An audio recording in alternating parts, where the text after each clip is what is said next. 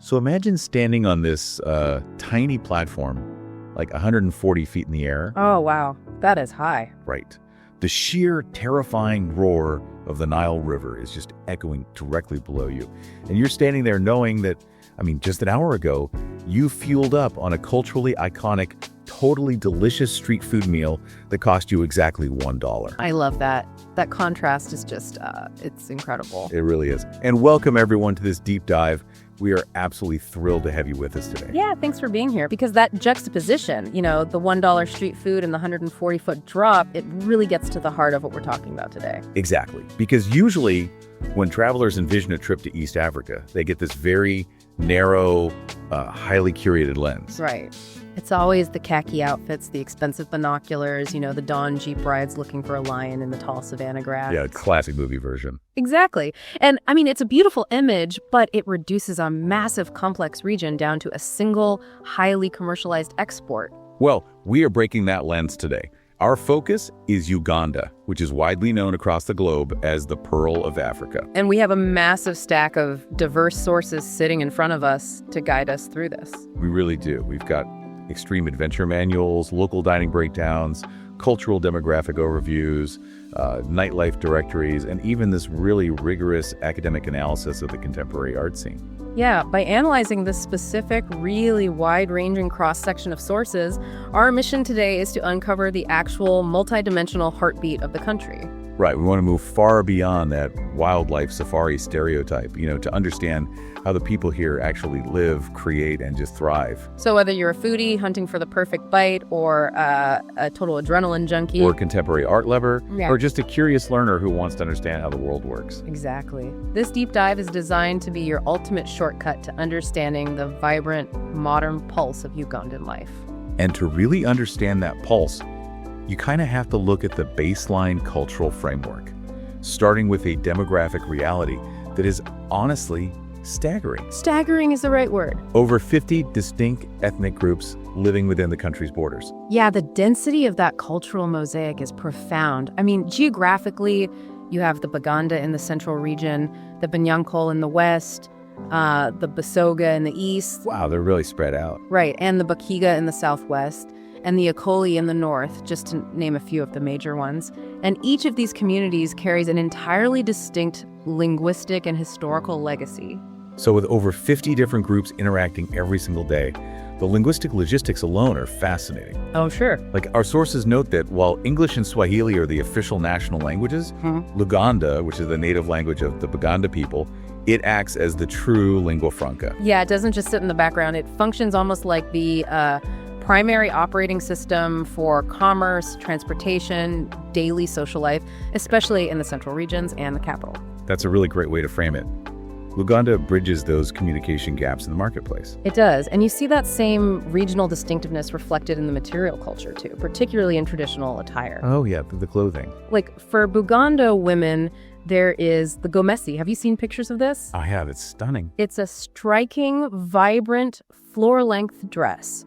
And it's defined by these dramatic, peaked, puffed sleeves and a really rigid square neckline, which is all held together by a tightly tied sash. And then for men, you see the kanzu, right? Yes, the kanzu. It's this elegant, flowing, white or cream-colored robe often worn during formal and religious ceremonies. Well, what really caught my eye in the cultural overview was the textile manufacturing, specifically the bark cloth. Oh, the bark cloth process is wild. It is. It's this ancient material crafted by the Baganda people from the matuba tree. And reading about it, the process reads more like biochemistry and heavy engineering than like basic weeding. Right, because they aren't just stripping bark off a branch. They are fundamentally altering the plant's cellular structure. Which is incredible. It's a remarkable feat of indigenous engineering. So significant, actually, that it's been recognized by UNESCO as a masterpiece of intangible cultural heritage. Wait, really? UNESCO recognized it? Yeah, absolutely. The artisans carefully slice and extract the inner bark, but here's the kicker. They do it without killing the host tree. That's the part that blew my mind. How do they do that? Well, to protect the tree after stripping it, they immediately wrap the exposed trunk with banana leaves, and that allows the bark to fully regenerate over the next year. Nature's own bandages. That is just brilliant. Exactly. It's a perfectly circular, sustainable harvest. And then comes the engineering part. Right, the pounding. Yeah. Using these specialized grooved wooden mallets called ensamu, they beat the wet bark for hours. Just hours of manual labor. Hours. And this intense mechanical action breaks down the rigid lignin within the plant cells. So by softening that lignin, the natural plant fibers begin to stretch, expand, and kind of mat together. So they're essentially weaving themselves into an unwoven, highly textured, terracotta-colored fabric. Exactly. They are manufacturing a complex textile without ever using a loom.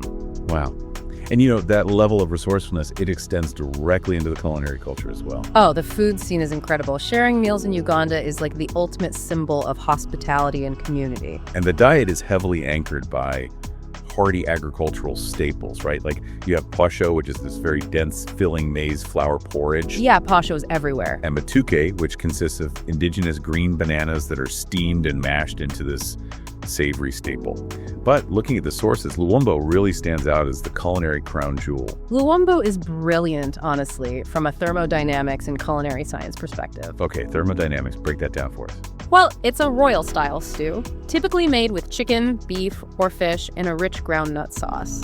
But the trick is, it's tightly wrapped and slow steamed inside smoked banana leaves. Ah, so the banana leaf isn't just acting as a convenient biodegradable bowl. No, not at all. It creates a sealed, high-pressure microclimate. It traps the heat completely. Precisely. It traps the steam, locks in all the moisture so the meat becomes incredibly tender, and it infuses the stew with these subtle, earthy, slightly smoky aromatics from the leaf itself. That sounds amazing. And despite its royal origins, it's highly accessible, isn't it? Very. A rich plate of luwumbo in a local restaurant will run you roughly $6 to $11. But of course, the true undisputed champion of Ugandan culinary ingenuity costs way less. Yeah. It's less than $1.60.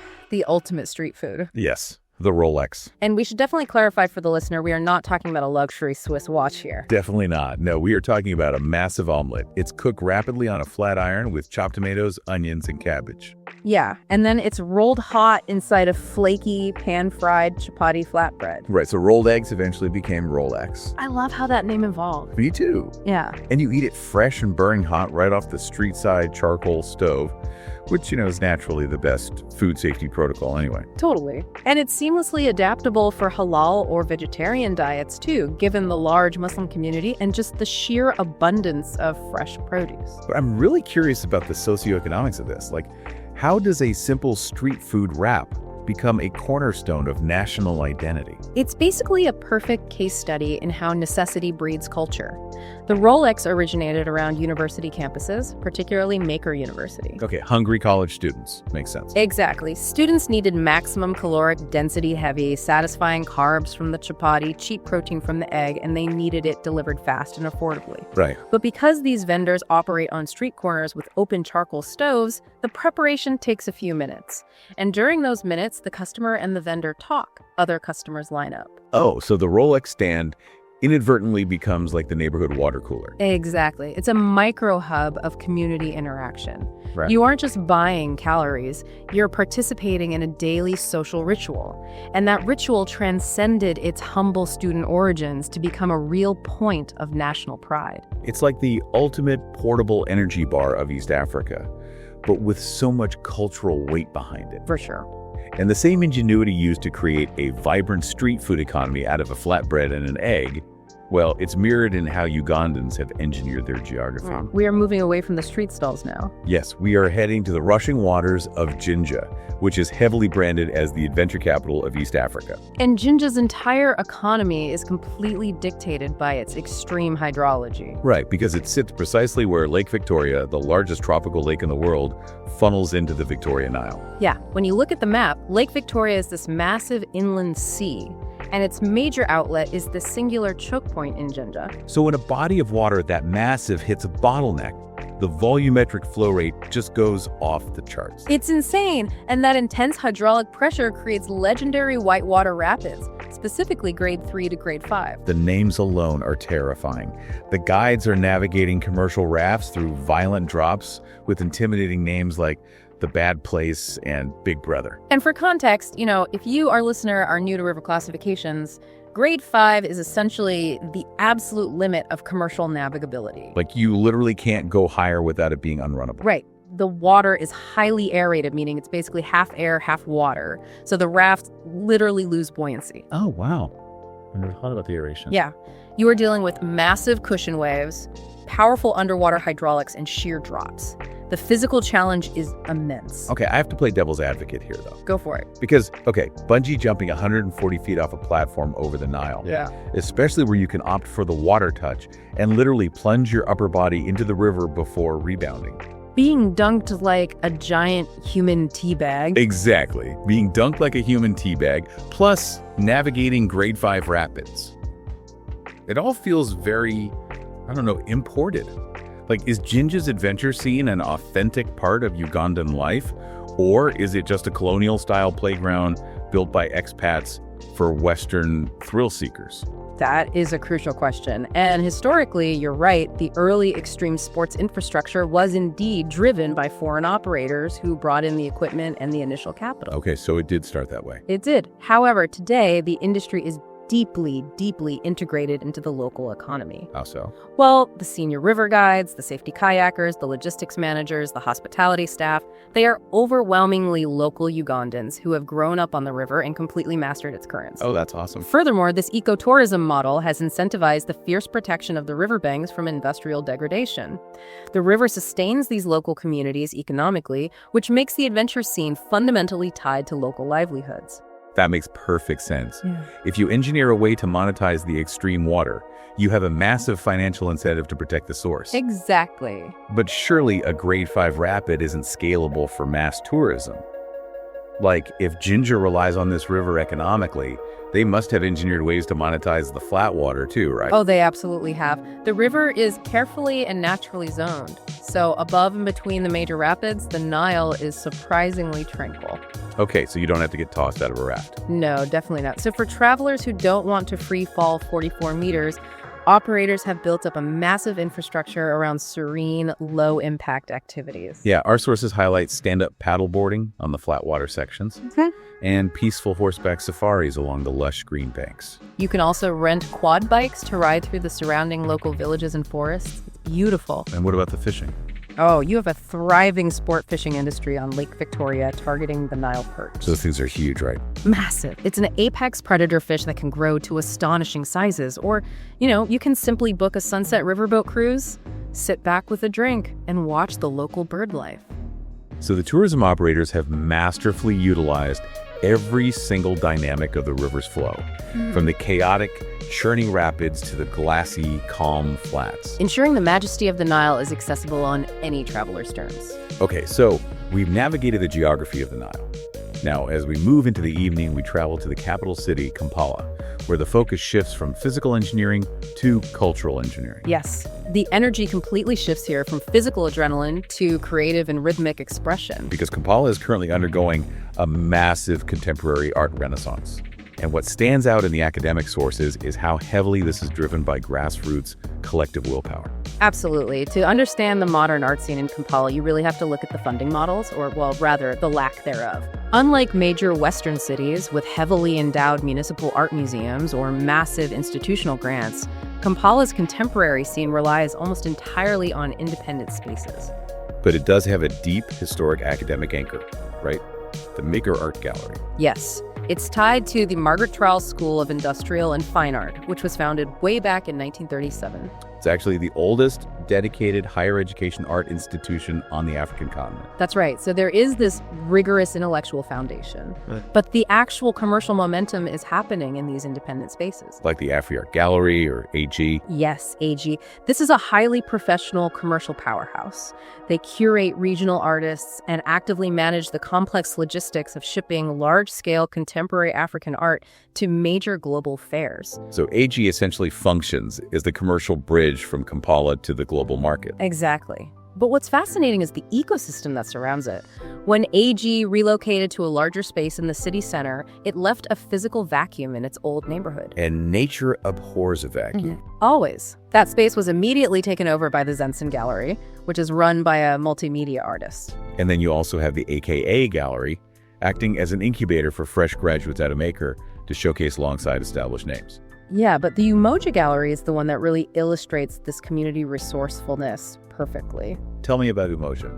So the Umoja Gallery operates out of a converted suburban house and its surrounding garden.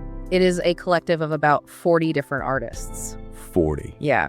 Painters, sculptors, furniture makers, fashion designers, all operating under one roof. You know, it reminds me exactly of open source software development. That's a great comparison. Yeah, because instead of fiercely competing against each other for scarce gallery walls, these artists are trading studio space, pooling their money for raw materials, and cross-promoting each other's work. Much like coders trade lines of code to build a larger, more robust operating system. They are bypassing the traditional top-down gatekeepers entirely through sheer collective willpower, like wildflowers blooming through concrete. It's a highly resilient economic model. And this creative, collaborative energy doesn't clock out at 5 p.m. either. No, it transitions directly into Kampala's legendary nightlife. If the Umoja Gallery is where the city paints, Kabalagala is where the city dances. The nightlife there is unmatched. According to our sources, Kabalagala is the unofficial nightlife epicenter. Interestingly, the neighborhood was actually named after a traditional deep-fried banana pancake that vendors used to sell in the area. I love those little historical details. Right, but today it is a bustling, non-stop strip of lounges, pubs, and massive clubs where the music spills out onto the streets until dawn. The audio landscape of Kampala at night is incredibly cosmopolitan. You have premium legacy venues like Club Governor, equipped with state-of-the-art sound systems. And the sources mention these clubs are just blasting Afrobeat and Amapiano. Oh, yeah. And for you, the listener, if you haven't heard Amapiano, it is this deeply rhythmic, synth-heavy house music that originated in South Africa and has just completely taken over the continent's club scene.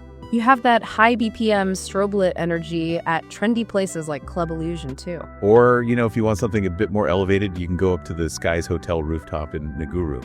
For those upscale panoramic views of the city lights in Lake Victoria. Exactly. And for a more relaxed vibe, there is Jazzville, which is an intimate spot for live, soul, blues, and Afrofusion. It is a hyper-modern environment that reflects a globally connected youth culture. Which actually brings up a fascinating synthesis question for me. Okay, what is it? Well, we started this deep dive exploring ancient bark cloth, traditional Luwumbo steamed in banana leaves, and deep village hospitality. Does this synth-heavy, hyper-modern Amapiano generation clash with the traditional heritage we discussed earlier? Is there a cultural friction there? It is a really common assumption that modernization erases tradition, but the venues in Kampala prove otherwise. Like which ones? Look at spaces like the Design Hub. During the day, it is a sleek, modern co-working and innovation space for tech startups and digital designers. But at night, it transforms into a cultural venue hosting grassroots traditional art exhibitions and concerts. Oh, that's amazing. And our sources also highlight the Ndere Cultural Center, right? Yes. They host massive, vibrant celebrations of traditional regional dance and storytelling right in the middle of the modern metropolis. So they aren't isolated from each other. Exactly. The contemporary club scene and the traditional heritage aren't fighting each other at all. The young professional who is dressing up and dancing to Amapiano at Club Illusion until 4 a.m. is the exact same person who values the communal hospitality of sharing Matuke and Luwumbo with their family on Sunday. That's beautiful. Modern Kampala isn't fighting its traditional rhythm, it is simply remixing it. That's exactly it. It's all one continuous evolving thread. And, you know, let's take a step back and look at the journey you, our listener, just took with us today. We really covered a lot of ground. We did. We bypassed the safari jeep entirely. Instead, we unpacked the biochemical mechanics of ancient bark cloth and the thermodynamic brilliance of Luwumbo. We fueled up on a $1 Rolex and examined its vital role as a socioeconomic water cooler. We analyzed the intense hydrology of the Nile and Jinja, exploring how locals turned a geographical bottleneck into a sustainable ecotourism economy that ranges from grade 5 rapids to serene paddleboarding. And we witnessed how Kampala's artists are using open source style collectives to bypass global gatekeepers, all while the city dances to a seamless mix of traditional heritage and modern Amapiano beats. It is a profound, multidimensional portrait of the Pearl of Africa. But before we let you go, we want to leave you with a final thought to ponder, something that builds on everything we've uncovered today. I love this part. We discussed the traditional bark cloths of the Uganda people, this ancient, painstaking, and highly sustainable, non-woven textile born from the mutuba tree. Yeah. And we also explored how fiercely independent Ugandan contemporary artists are gaining serious global commercial prominence at places like the Afri Gallery. And the intersection of those two facts holds massive potential. It really does. So here is the question for you to mull over. As these grassroots African artists continue to rise and command space on the world stage, how might they use these ancient, deeply traditional, sustainable materials like bark cloth to eventually disrupt, challenge, and redefine the ultra-modern, highly commercialized, and often highly synthetic global art market in the future? That's such a great thought, because when ancient sustainability meets a contemporary global platform, it has the power to shift entirely how the world defines fine art. It's an exciting frontier to watch, for sure. Well, that is all the time we have for today's deep dive. Thank you so much for joining us and exploring this incredible stack of sources. It's been a blast. We really hope it sparked your curiosity, challenged your assumptions, and showed you a whole new side of the world. Keep questioning, keep learning, and most importantly, keep exploring. See you next time.